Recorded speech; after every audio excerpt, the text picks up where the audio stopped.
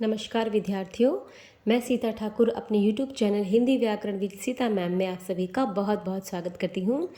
तो बच्चों, इससे पहले के वीडियो में हम उपसर्ग और प्रत्यय के बारे में पढ़ रहे थे। पार्ट 1 जो है वो आप उपसर्ग और प्रत्यय का जो पार्ट 1 है वो आप देख सकते हैं। उस वीडियो में मैंने आपको उपसर्ग के बारे में और उसकी परिभाषा के बारे में बताया था। अब ये मेरा उपसर्ग और प्रत्यय का जो है दूसरा वीडियो है पार्ट 2 करके, तो इसमें मैं आपको प्रत्यय के बारे में बताने जा रही हूँ। तो शुरू करते हैं प्रत्यय से। बच्चों, एक बात याद रखने की ये है कि उपसर्ग और प्रत्यय जो होते हैं ये शब्द नहीं होते हैं, ये शब्दांश होते हैं, यानी कि शब्द का अंश होते हैं। ठीक है, कई लोग जो है उपसर्ग शब्द प्रत्यय शब्द कहते हैं।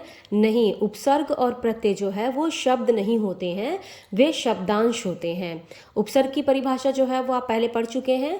अब यहाँ पर हम शुरू करने जा रहे हैं, इस वीडियो में हम शुरू करने जा रहे हैं प्रत्यय से।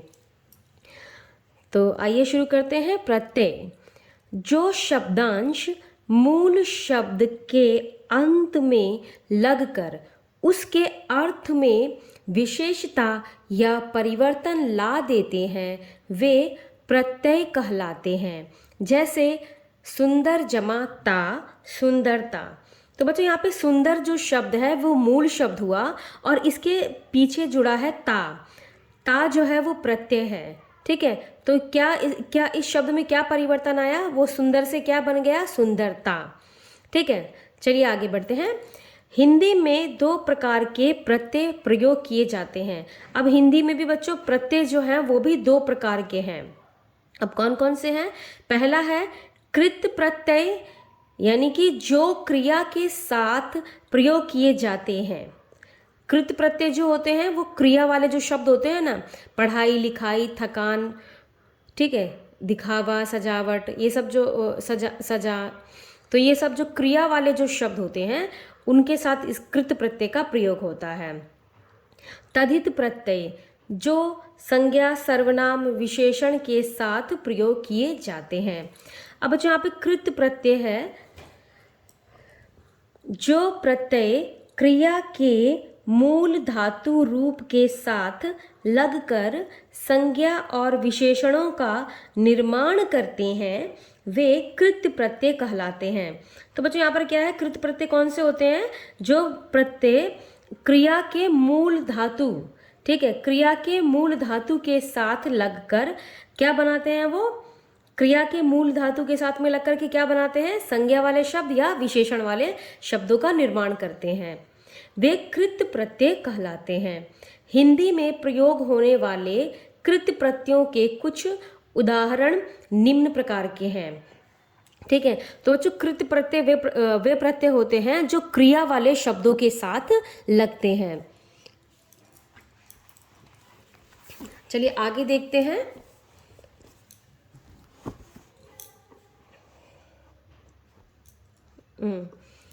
भाववाचक संज्ञा बनाने वाले कृत प्रत्यय।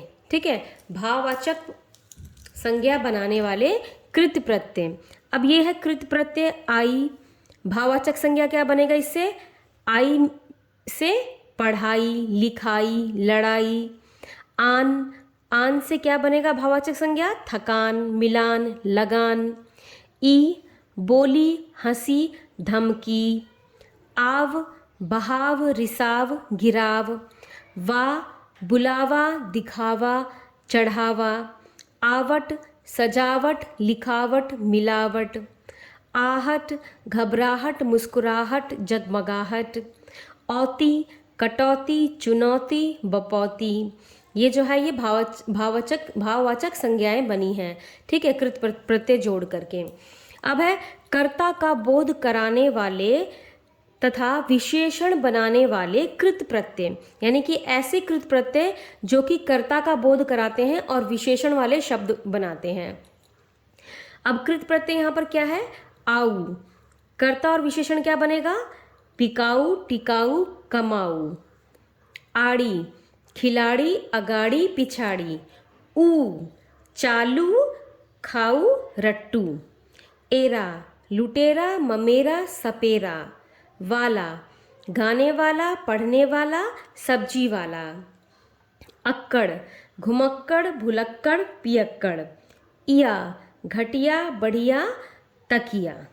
ठीक है। अब बच्चों यहाँ पे प्रत्यय का जो दूसरा भाग है वह है तद्धित प्रत्यय। ठीक है, तद्धित प्रत्यय। अब तद्धित प्रत्यय का प्रयोग कहाँ होता है? तो जो प्रत्यय संज्ञा, सर्वनाम तथा विशेषण सूचक शब्दों के अंत में जुड़ते हैं वे तद्धित प्रत्यय कहलाते हैं। जैसे पंजाब जमा ई, पंजाबी। तो बच्चों जो प्रत्यय संज्ञा, सर्वनाम तथा विशेषण वाले जो शब्द होते हैं उनके अंत में जुड़ते हैं तो वे तद्धित प्रत्यय कहलाते हैं। ठीक है। अब आगे है हिंदी के प्रमुख तद्धित प्रत्यय। संज्ञा, ये सब संज्ञा वाले शब्द है, तद्धित प्रत्यय ये जुड़ेगा और उदाहरण यहाँ पे आपका दिया हुआ है। सोना जमा आर क्या बनेगा? सुनार। दुख जमा इया, दुखिया। लकड़ी जमा हारा, लकड़हारा। लालच जमा ई, लालची। मिठाई जमा वाला, मिठाई वाला। तो यहाँ और भी उदाहरण इसी प्रकार से दिए गए हैं।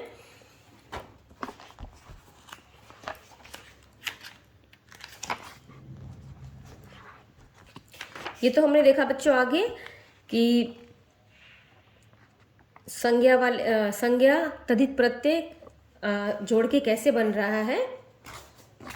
अब आगे जो है वो हम देखेंगे विशेषण बनाने वाले तद्धित प्रत्यय। ठीक है, अभी हमने जो पढ़ा था वो संज्ञा बनाने वाले तद्धित प्रत्यय थे, अब यहाँ पर जो है वो विशेषण बनाने वाले तद्धित प्रत्यय हैं।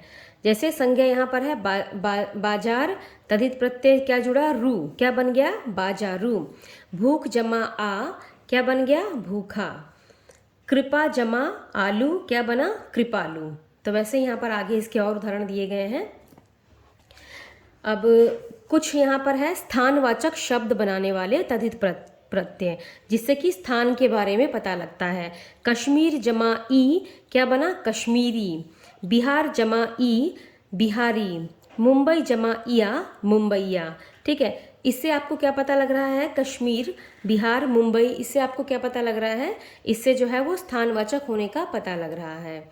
और उसमें तद्धित प्रत्यय जुड़ने से वो आपने उदाहरण देखा जो है, कश्मीर जमा ई से बन गया कश्मीरी, बिहार जमा ई से बना बिहारी, मुंबई जमा इया से बना मुंबईया। ठीक है। अब कुछ जो है यहाँ पर संस्कृत के भी उदाहरण दिए गए हैं। संस्कृत के कुछ प्रत्यय हैं, जैसे गरी जमा इमा, क्या बना? गरिमा। पशु जमा त्व, पशुत्व। मानव जमा ता, मानवता। धर्म जमा इक, धार्मिक। गुण जमावती, गुणवती। रूप जमावती, रूपवती। ठीक है। तो बच्चों संस्कृत के कुछ और भी यहाँ पे उदाहरण दिए गए हैं। वीडियो बहुत ज़्यादा लंबा हो जाएगा सारे उदाहरण पढ़ने से, इसीलिए मैं थोड़ा कम उदाहरण पढ़ रही हूँ। अब यहाँ पर है आपके अरबी फारसी के प्रत्यय। ठीक है। अब यहाँ पे तीर जमा अंदाज, क्या बन गया? तीरंदाज। खिदमत जमागार, खिदमतगार। तख्त जमा पोश, तख्त पोश। धोखा जमाबाज, धोखेबाज। ठीक है। तो ये जो थे बच्चों हमारे प्रत्यय के बारे में हमने पढ़ा, तद्धित प्रत्यय और कृत प्रत्यय। ठीक है। तो बच्चों अब कुछ विशेष प्रत्ययों के बारे में भी यहाँ पर जानकारी दी गई है। कई बार दो दो प्रत्ययों का प्रयोग किया जाता है। ठीक है। मूल शब्द में कई बार क्या होता है कि दो दो प्रत्यय जुड़े होते हैं। जैसे भारत जो है वो मूल शब्द हुआ और य और ता क्या बन गया? नव शब्द, यहाँ पे नव निर्मित शब्द क्या हो गया? भारतीयता। मानव जमा इये, जमाता। मानव, मानवीयता। इतिहास जमा इक, जमाता, ऐतिहासिकता। बन जमा आवट, जमा ई, बनावटी। ठीक है। तो बच्चों इन शब्दों में आपने क्या देखा कि यहाँ पर मूल शब्द हैं और वहाँ पर दो दो प्रत्यय जुड़ करके एक शब्द बना है। अब क्या होता है कई बार क्या होता है कि उपसर्ग और प्रत्यय, एक ही शब्द में उपसर्ग और प्रत्यय दोनों का ही प्रयोग किया जाता है।